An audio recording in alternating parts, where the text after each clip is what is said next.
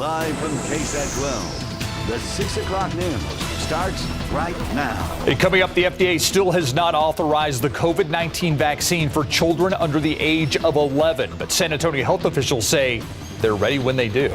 We are taking a closer look at the city's plan to roll out that vaccine to children and hearing from a parent who is anxiously awaiting that authorization.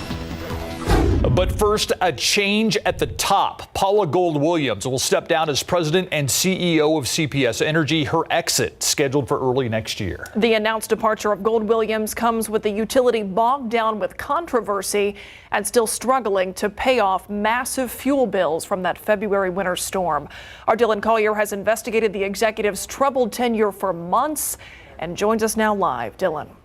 Myra and Steve, the winter weather event not only exposed a lack of preparation from the utility ahead of the storm, but frankly opened the door to us finding out about a lot of issues with her leadership that had nothing to do with that storm. Some of those issues, the utility had to replace its entire senior legal team this summer after they clashed with Gold-Williams and abruptly quit. A separate complaint exposed by us just last month accused Gold-Williams of repeatedly mistreating members of her senior leadership team. She also made the decision to promote Fred Bonnewell to Chief Operating Officer in June. That's the utility's #2 position, despite past ethics and corporate spending complaints against him. Bonnewell resigned last week after we exposed those issues. And then the bigger picture, public dislike for CPS Energy. Its approval rating in back-to-back Fairfax KSAT San Antonio report polls was under 50% and has not shown any signs of recovering. The utility is still embroiled in more than a dozen lawsuits over its unpaid fuel bills from the February storm. Although they've dropped a few of those suits, the amount owed is still $585 million. We still do not know the exact date Gold-Williams will step down. She had led the agency since 2016. Dylan Collier, KSAT 12 News. Thank you, Dylan. As families await the decision of federal regulators to authorize the COVID-19 vaccine for children ages 5 to 11, the Biden administration says they will be ready. The administration saying they will work with state and local leaders to make that vaccine available at different sites. Our Tiffany Muertos looking at what the city of San Antonio plans to do and speaking to a parent who was waiting for that authorization. It's been a long time coming. Put on your mask. Rohith Sarabanan is ready for the COVID-19 vaccine to be available for his kids. It's hard for kids going to school because they expose each other and themselves to lots of different things, and it's harder for them to keep their masks on if they're active. The Biden administration says they secured enough vaccine supply to vaccinate 28 million children ages 5 to 11 years old. Once the vaccine is approved for children, parents will have the choice of where they want their child to get vaccinated. As soon as it's available, I'll find the nearest spot and then get them vaccinated. Under the White House plan, more than 25,000 pediatric and primary care provider sites will provide vaccinations for children. Tens of thousands of pharmacies will also offer the vaccine, and the administration will work with community health centers and rural health clinics.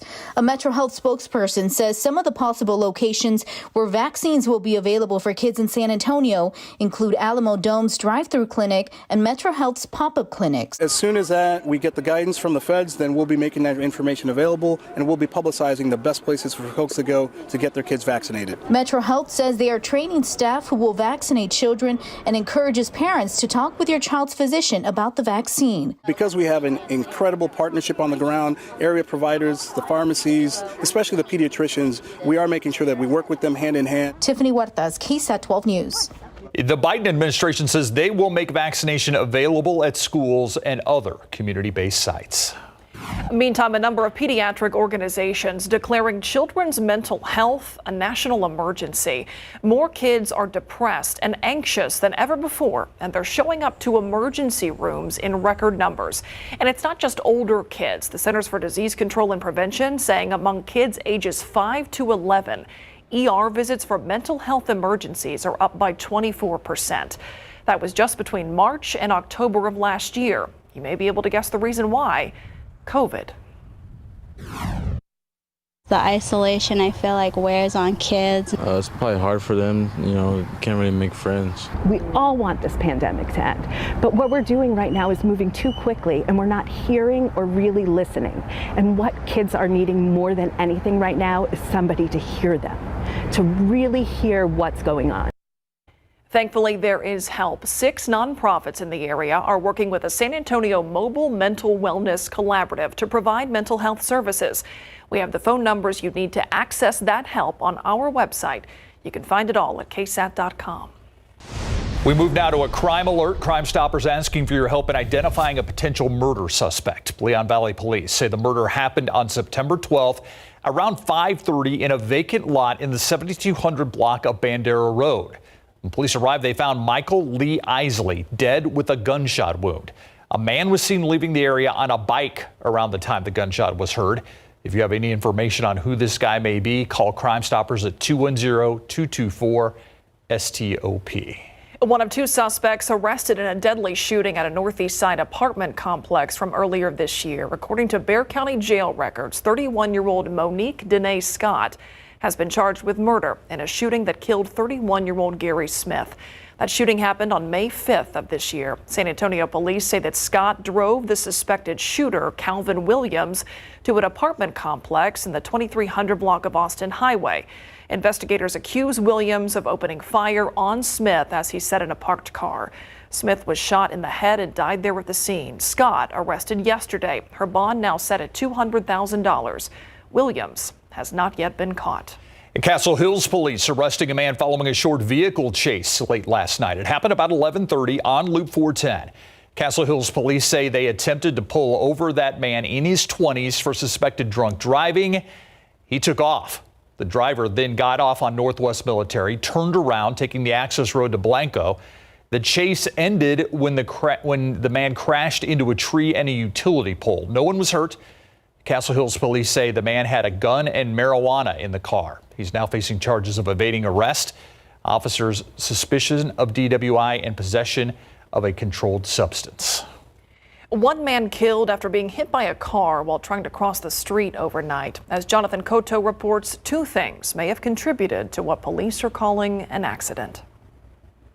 This was the scene over on the city's northwest side in the 1900 block of Bandera Road. That's near 410. Police say a man was trying to cross the street when he was struck by a driver in a Toyota Celica shortly after 9 Tuesday night. We believe that the pedestrian was crossing the street from that side over this way when he was struck by this vehicle. Police say that area of Bandera is poorly lit and the man was not using a crosswalk. They say the driver was traveling eastbound and didn't see the man until he was in front of the car. There's no suspicion of intoxication, so there's at this time, no charges. The victim, who has yet to be identified, was taken to University Hospital where he later died from his injuries.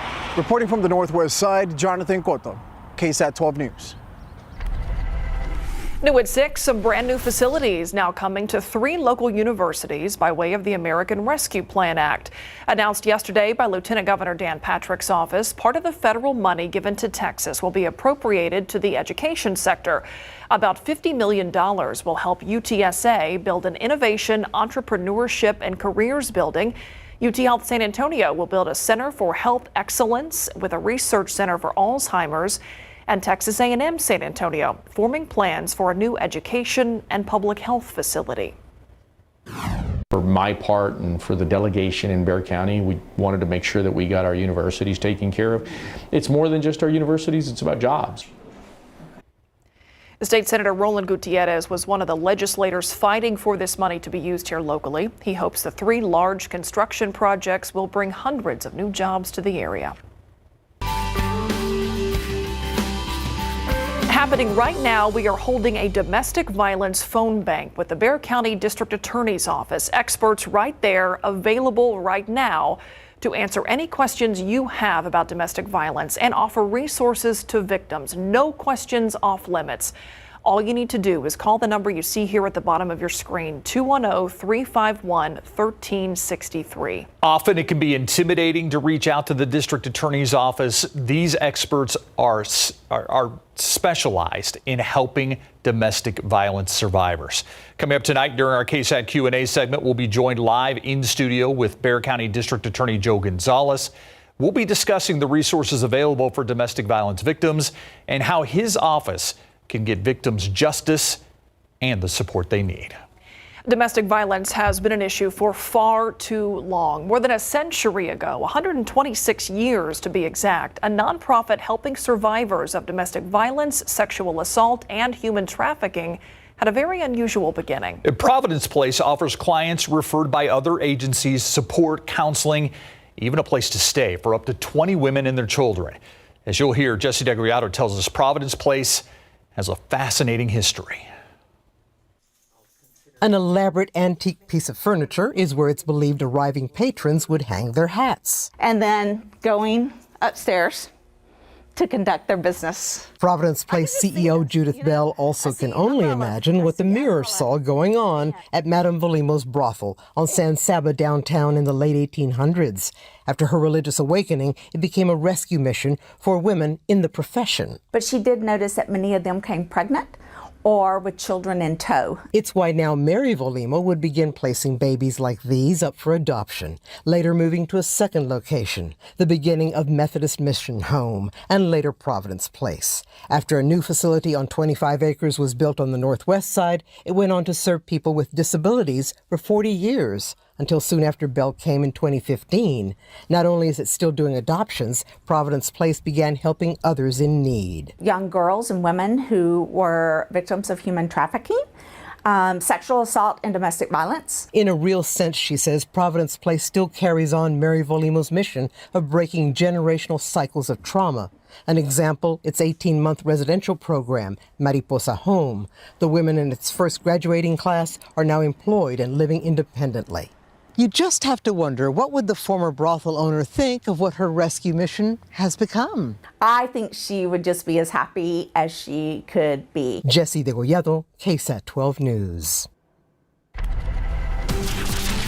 Let's take a look outside with live cam this evening. You can feel it. The humidity is back. You know, I thought it was going to rain at certain points today. It looked like it.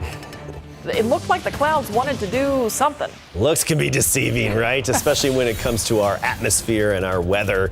66 this morning, 83 degrees for the high temperature today. The low clouds kept our temperatures from really climbing even higher into the 80s. The average high, by the way, 81. You look across the state, there are some cooler readings, at least earlier today. These are the high temperatures. Lubbock, 78. Amarillo, 72. Even Oklahoma City, a high of 72 degrees. They're behind this cold front that's off to the north of us. Though, don't get your hopes up. That front's not headed our way. Let's take a look at the readings right now. 83 Del Rio, 86 Pleasanton, New Braunfels 82, and some 70s throughout the hill country. Not that bad. You just feel the mugginess back in the air. Minimal breeze this evening and tonight. Pretty much a calm wind, and will become mostly cloudy again. Temperatures gradually falling through the 70s. By 10 o'clock, 73. We have a weather wild card to talk about in just a few minutes.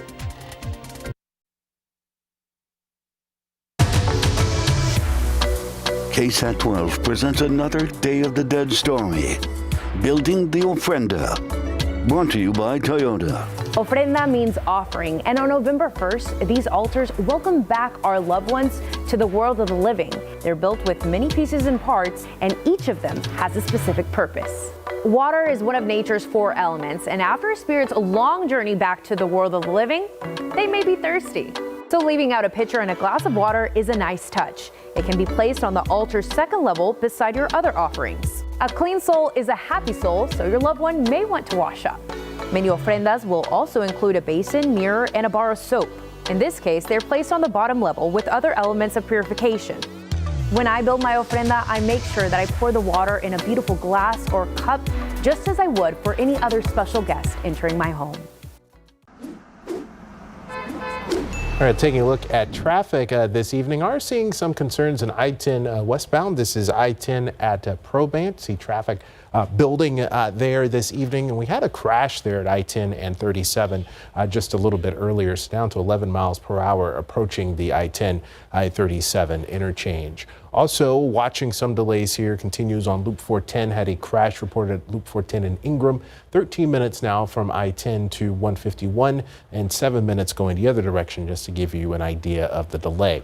Things getting better if you are heading out of town, for instance, out to New Braunfels, only a half hour now from downtown San Antonio to New Braunfels, half an hour to Seguin, 25 minutes up to Bernie. Remember, this continues. This is the last night of this. There'll be some lane closures on Loop 410 on the east side from Houston to I-10, and then southbound from Benz Engelman to Houston. So things to look out for this evening. Still some delays out there. We'll keep an eye on it. Steve and Myra. All right, thank you, Samuel. All right, weather-wise, you could feel the humidity, definitely. You could feel it, yeah, and you wanted to see some rain. I wanted a payoff. Yeah. It's nice to have the payoff when we have the mugginess around, but no, we just had the low clouds. That's what some of our humidity and mugginess turned into, the low clouds throughout the day today, which have been breaking up out there. Let's talk about our headlines. The humidity, it's going to be increasing into the weekend. We're talking dew points 70 and above, so you really feel the mugginess and it's extra sweaty outside. Above average temperatures as well. I mean, we're not talking anything outrageous temperature-wise, especially with what we're accustomed to here, but they will be running above average. Average high is 81 right now for the record. And a weather wild card in the forecast. Let's talk about it. Okay, first, take a look at our visible satellite imagery. I love this because you can see the storms over Mexico that flared up this afternoon over the mountains. And then we're just getting the high clouds blown off the top of those storms, kind of like the exhaust from those storms. And then that's streaming east, where it's going to give some folks, especially around Highway 90, a nice sunset this evening. You should get some good color bouncing off the base of some of those higher clouds. Not everybody's going to have a great vantage point of it, however. Big picture doesn't show much else across the state of Texas. It's actually pretty quiet. The action right now, we're talking Northland, upper Midwest, moving into the Great Lakes, and even the Pacific Northwest and the Western U.S. This is important. Talked about this a little bit yesterday because they really need the moisture. This is where we have a couple of atmospheric rivers coming on shore. It's basically just a big stream of moisture coming from the Pacific, moving on shore. It condenses, turns into clouds and precipitation, rain and higher elevation snow. Not just one or two systems, but a series, a parade of systems that's going to give some relief to the drought-stricken western U.S. We know what it's like to be in a deep, extreme drought here in our neck of the woods. We can relate. They've been going through it out west. You can see the exceptional and extreme drought through much of the western U.S. and especially the West Coast. They're going to have a series of these storms coming on shore, and they're going to have a lot of moisture associated with them as well. In turn, that's going to translate to some good rainfall and precipitation for parts of the western U.S. That activity is not headed here, but at least somebody who needs the moisture is going to get it. What we're watching is our little weather wild card, I'm calling it. It's this area of potential development. It should become the next tropical cyclone in the Pacific. Okay, this isn't the Atlantic basin. We're talking the Pacific. This is just south of Mexico and just off the Central American coastline here. This is likely to become the next tropical cyclone, maybe a hurricane, to potentially hit western Mexico, and then the remnants of it could make its way here into our neck of the woods. Remember the heavy rainfall last week? A lot of that was attributed to the remnants of Hurricane and Tropical Storm Pamela.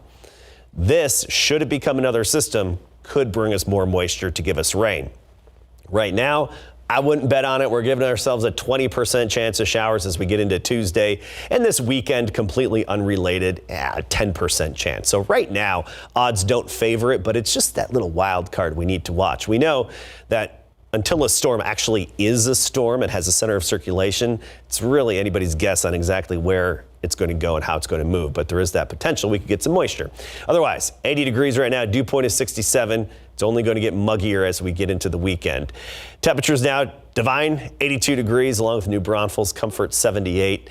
And still 93 in Cotulla, 90 Carrizo Springs, where we've had a little extra sunshine. Temperatures are a little bit warmer.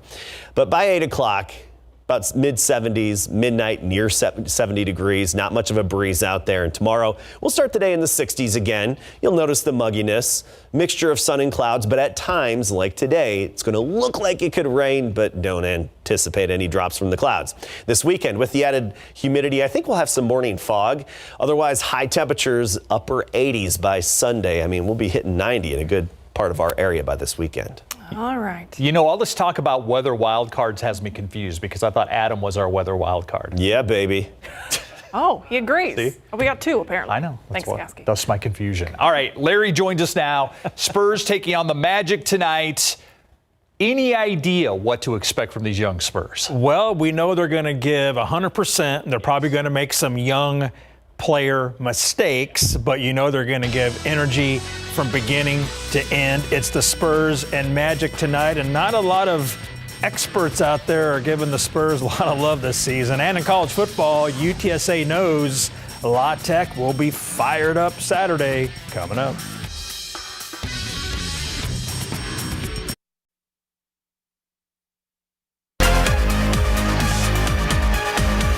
You are taking a live look inside the AT&T Center where the Spurs will tip off their regular season in a little more than an hour with the Orlando Magic. And some of the Spurs are on the floor, including Derek White going through his pregame drills right now. So Orlando is the third youngest team in the NBA this season with an average age of 24.7, while the Spurs are the 11th youngest squad with an average age of 25.3. So the league average is 26.2. That means a lot of young NBA talent will be on the floor tonight when Coach Pop and his Spurs host Jamal Mosley and the Magic in one of two regular season meetings between the two sides this season. The Spurs held shoot-around at their practice facility this morning in what they hope will be a playoff campaign. Several sports websites predict the Spurs will get around 27 to 28 wins this season, less than the 33 games they won last season. Now, the Spurs don't listen to that noise, and they are ready to face the Magic, who many called the worst team in the league this year. Opening day is always exciting. I mean, especially to have the crowd back, the fans back. I know everybody's looking forward to it. It's a chance to show what we are and get off on the right step. Silver and Black will open the season with 3 games and 4 nights. After the Magic, they'll play at Denver Friday night, then host the Bucks Saturday night, followed by a game with the Lakers, Mavs, and Bucks again. Not an easy way to start off the new season. Yeah, I think it's good to. I think we're just being thrown in the fire, you know, and I think we'll really get to see what we're made of, how hungry we really are, and I'm excited, man. I believe in us, so I'm excited. Spurs will host the Magic 7:30 tonight at the AT&T Center. Number 24 UTSA football will try for another first this season when they play Louisiana Tech Saturday night. Beat the Bulldogs in Ruston, Louisiana, where UTSA is 0 for 5. Saturday will mark the 10th meeting between the Roadrunners and Bulldogs, making the series the most played in UTSA football history. Ranked or unranked, the Roadrunners know the Bulldogs will give them their best shot. How I feel about La Tech is it's something like a rivalry, you know what I'm saying? They're going to give us our best. It don't matter if we had 0 wins. It don't matter if we won all of our games. They're going to play their best against us. I know that for sure. And it's the same thing. La Tech is 2-4 this season and 1-1 in Conference USA, and they'll host UTSA Saturday night at 6. The Antonian volleyball team defeated Incarnate Word High School in a rivalry match last night at UIW. Olivia Arredondo dished out 35 assists, and Kalina Calvillo led the way with 13 kills as the Apaches won in straight sets. This is Antonian's 8th straight win. The team hasn't lost in nearly a month and is now 38-7 overall. So what's been the biggest reason for their success in recent weeks? We've definitely come together as a team more. We've grown a little closer. We have built a relationship, so we're definitely more comfortable with each other, and we're able to communicate and get things done that we need to. I think we're flowing really well. We're communicating better. We're just having more fun, all together playing. The Apaches travel to Austin St. Dominic Savio on Thursday at 7 p.m. and they'll return home to play Holy Cross on Saturday at noon. That was a great atmosphere last night at that game. It was indeed, wasn't it? Yeah, that gym was rocking. Yep. Yeah, thanks, Larry. Our KSAT Q&A is up next.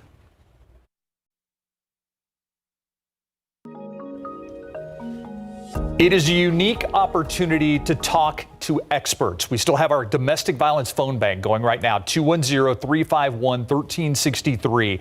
These are experts standing by. They're advocates who can answer your questions about anything that has to do with domestic violence. They are from the district attorney's office, and that is why we have Bexar County District Attorney Joe Gonzalez with us live on set tonight. As this phone bank plays out, we're still taking your questions until 7 o'clock tonight. Mr. District Attorney, thank you for being with us live for the first time. Appreciate that, in studio. Talk about when people think of the District Attorney's office, they don't always think of resources to help domestic violence victims. Well, that's true. First of all, thank you for having me. But yes, we have an arm of the District Attorney's office that is dedicated to seeking protective orders. We have a protective order unit that's housed in the Family Justice Center, which is an arm of the District Attorney's office. And that is our primary focus, is seeking some services for victims of domestic violence. And it's not just legal help that they can provide. I mean, so often domestic violence victims, they may have to leave in a moment's notice. They don't have time to gather up their things. I mean, the Family Justice Center can provide things like clothing as well as legal aid. Right. We have the ability to provide immediate assistance. For example, we have a food pantry. We might be able to provide some assistance with meals. We have counseling. We can sit down and provide a safety plan for them. We can also help them with housing assistance. We may be able to help them with job referrals in the future. And of course, we have the ability to obtain a protective order. So there are wraparound services that are provided at the Family Justice Center. I know this is something that was talked about a lot, both pre, during, and, as we kind of hopefully get to post-pandemic here. There are some changes that have been made in the district attorney's office and in the court system to maybe bulk up some of those services. Tell us about some of those. Sure, but first I'd like to mention that this is Domestic Violence Awareness Month. Yes. I'm wearing purple in honor of Domestic Violence Awareness Month. But yes, we have done things to increase the ability to bring justice to victims of domestic violence sooner than later. One of the things that we've done is we've increased the number of prosecutors that handle those kinds of cases. Before I took office, there were 22. We now have 38. We have an intake division that is dedicated to reviewing these cases a lot sooner than before. And now I'm happy to say that more of the county court judges are agreeing to handle the misdemeanor domestic violence assault cases. So the idea is to, again, bring justice to the victims of domestic violence as soon as we can. Yeah. You talk about this being Domestic Violence Awareness Month, part of the reason for the timing of your visit and this phone bank. But we know that the pandemic has had a horrible impact on just the increase in domestic violence cases, people obviously dealing with a lot more stress and a lot more confined quarters. So talk about what your office has seen in terms of the last 18 months and what's that done to domestic violence survivors. Well, sure. Well, I'll tell you, for example, we know that there has been a steady increase in family violence or domestic violence cases since 2015. For example, just the family violence and misdemeanor cases back in 2015 was about 3,700, and last year, 2020, was 6,700. That's just assault family violence cases. What we're doing is we are dedicating as many resources and as many hands as we can to, again, bring those cases some resolution as soon as possible. What happened during the pandemic is we know that a lot of times victims sheltered in place with their abusers. Now they're coming out, now they're filing cases with us, and we're doing everything we can to bring them justice. Yeah, so much of it is, if we do nothing else today, hopefully we let people know there are resources within the district attorney's office that can help. Talk about protective orders. Myra and I were talking to you about it before we came on for this segment, and there seems to be some misconceptions about how valuable getting a protective order is. I would say getting a protective order, seeking a protective order, is very valuable, and I would encourage everyone and anyone to do that if they believe that they need one. What it is basically a civil lawsuit. It is them applying to it in our office. Once we determine that there's a basis to seek a protective order, we will go to court. We will ask a judge to order that the alleged offender stay away from the victim. Typically, it's staying away, getting no more than 200 feet from them, that they not go to their residence, that they not go to their place of employment. Those are all measures that we're taking to try and avoid any potential future domestic violence. And then ultimately, we're looking to try and make that a final order if we can. There are some people who would say a protective order, it's just a piece of paper. At the end of the day, that's all that it really is. But it is a critical step in building a case, correct? Absolutely. Well, keep in mind, a protective order will not stop a bullet, but it's certainly one tool in our tool belt. It's one more tool that we can use to try and prevent future domestic violence. We want to use that in every way that we can, and I certainly would encourage people to seek protective orders. Not only the victims themselves, but family members. If you see something, say something, and we'll do everything we can to try and get a protective order for that victim. What's your message to people who are watching out there right now, who may be scared, who may be afraid, for a loved member, for a family member, or for somebody for themselves? I mean, what's your message to them tonight? My message is that they contact the authorities. If you yourself are a victim of domestic violence, please call the authorities.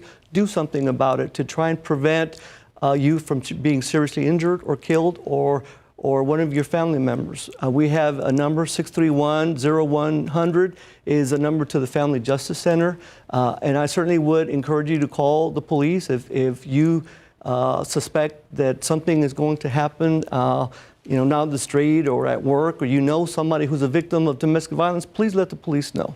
And making that first call can be so intimidating. So before we let you go, I want to make sure that it's clear that anybody who wants to reach out, you don't have to have information lined up at the ready. You don't have to have a case already built. You just have to make that first call. That's correct. And we will help you through it. And part of that help is right now available at 210-351-1363.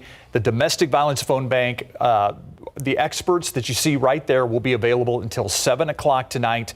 District Attorney Joe Gonzalez, as always, appreciate your time. Thank you for having me. And thanks for being here in person. Yeah. How about that? Have a wonderful week. We'll be right back.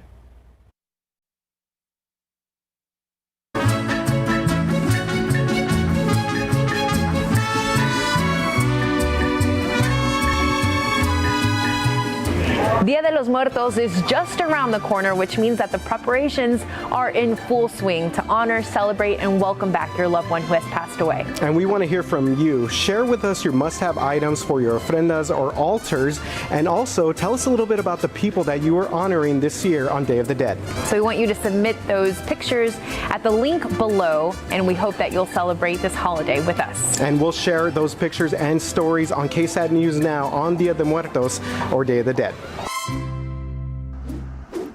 Thanks to Alicia and RJ. Looking at some traffic this evening. Things getting better in terms of the commute, but we do have some construction-related things to tell you about. First, we'll start up here in the northeast side. This is I-35 between FM 1103 and 2252. Already seeing some delays here. This is going to start at 9. There'll be some alternating lane closures. Now, this construction ran a little bit over into more of the morning commute last night. Hopefully that doesn't happen as much this morning, or tomorrow morning, I should say, but that's something to look out for. Now let's go out to the west side. Once again, we'll have some construction on Loop 410 between Military and Marbach. That kicks off at 8. Seeing a crash here at 1604 in Hausman, so that's going to take you about 15 minutes or 12 minutes now. That's good. That's getting better between I-10 and Bandera Road. And here's I-10 and Providence. Showed you that earlier. Looking a lot better, Stephen Meyer. Thank you, Samuel. Look outside right now. The weather certainly not affecting traffic, although it looked like rain earlier today. But this is a nice picture. Let's go to our weather wild card with an ace up his sleeve, perhaps. Uh-oh. Get started. Here we go. I know. Here we go. See what you started. Got the nickname. Got the nickname. We're going to get the side eye soon from Myra. Too late. I already did. You've definitely already got it. Yeah, I got it. Bingo. That means we're winning this week. Yes. 80 degrees right now. Of course, that dew points well into the 60s, so we're feeling the mugginess. By 8 o'clock, mid-70s. Midnight will be around 70 degrees, and tomorrow morning we'll wake up to temperatures in the mid-60s. Talking about our actual weather wild card in just a few minutes.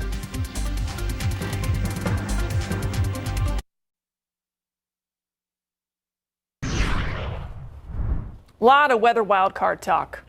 Yeah, especially during the break. I think Myra's like, okay, what are they going to say? We went off the rails a little bit. Yeah, we did. That's what commercial breaks are for. Thought we could have fun with that nickname a little bit. I think we could.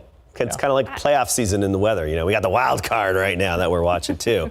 Just goes so many directions with this. Okay, let's first take a look outside at our sky. I love that the sunset is around this time of year. Take a look at our time lapse that we have. And we did have some layered clouds today, but for a good portion of the day, the low clouds dominated a bit. And now we're starting to see a little bit of color out there in some locations. Not everybody, including our camera here, has the best vantage point, but those high clouds are actually the blow-off clouds from the tops of thunderstorms in Mexico. So that's what we're seeing there. 80 degrees right now, dew point is 67. Dew points are up again. Dewy's well into the 60s. So we're in that muggy category where you notice it. It's what we're used to around here, but we'll get up into that oppressive level as we get into the weekend. Notice here our forecast shows those dew points up at 70 degrees by the end of the weekend and even into the early part of next week. We actually have a cool front off to the north of us right now. So Lubbock 78, Amarillo at 70 along with Oklahoma City, Guyman, Oklahoma 69 degrees, whereas throughout most of the Lone Star State, we're still around the 80 degree mark.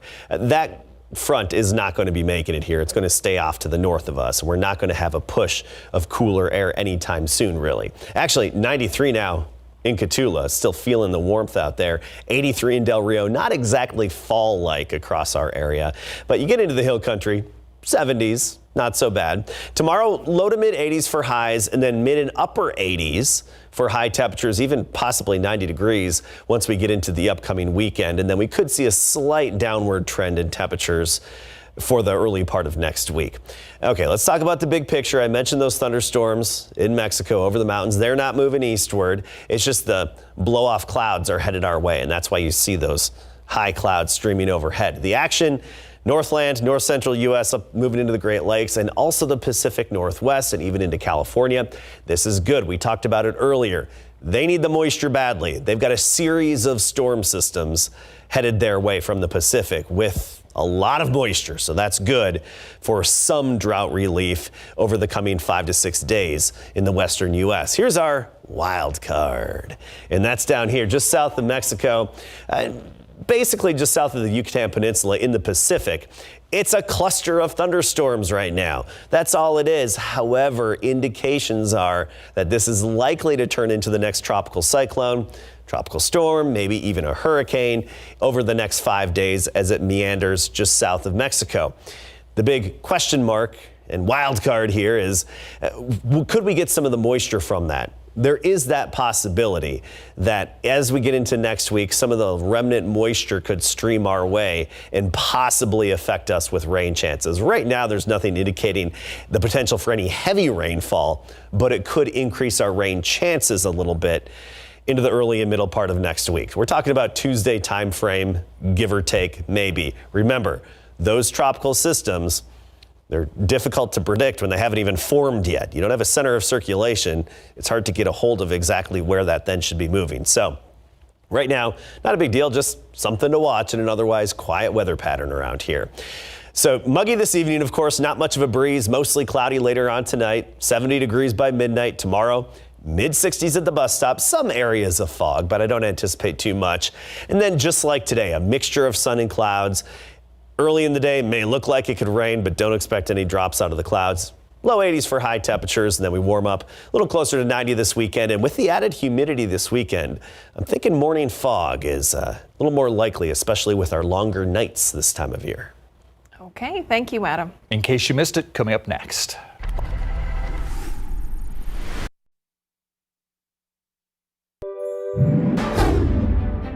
Morning, everybody. It is Wednesday, the 20th. Antonian Police Department is searching for the suspect that crashed into this home and then managed to quickly take off. But this is what that scene looked like earlier this morning. Police responded to this house on Fair Avenue. near I-37 on the south side just shortly after 1 o'clock this morning. They say the driver of a black Charger crashed directly into the house, causing significant damage. Police tell us there was 2 people inside the home, but luckily no injuries were reported. Now, Mark, Stephanie, the driver of that black Charger did manage to take off, but of course the scene, this case remains under investigation. Andre McDonald will face a jury in court on November 8th. The Air Force major accused of killing his wife, Andreen McDonald, back in 2019. For 4 months, the sheriff's office, search teams, and volunteers looked for Andreen. In July of 2019, her remains were found on private property in far north Bexar County. And we have new video of 2 suspects linked to a murder investigation. San Antonio police sharing this video on Twitter. They're asking for help identifying these 2 men that you see here. Police say they're connected to the October 11th murder of Javier Francisco Nava Mendoza. Nava Mendoza crashed into the front yard of a home after he was shot while driving. He later died at the hospital. The White House unveiling a plan to get kids vaccinated. That plan announced in anticipation of the FDA authorizing Pfizer's COVID-19 vaccine for kids ages 5 to 11 as early as next week. The Biden administration saying they have secured enough vaccine supply for about 28 million children.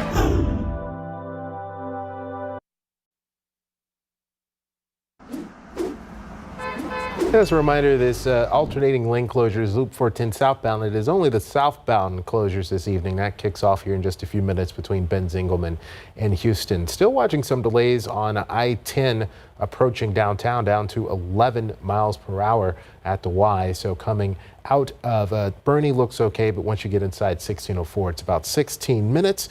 And this is a look at 281 at Bassey. Adam. And Sam, tomorrow morning we'll wake up to readings in the 60s for most of us, a little closer to 70 along the Rio Grande by the afternoon, back into the 80s, even lower 90s as you get farther west and southwest of San Antonio. But Converse about 84 tomorrow, Helotes 83, and Lavernia 85. You heard it here from the weather wild card. He kind of had that little accent. He kind of had that little trail off. Like, yeah. He is the wild card. The weather wild card.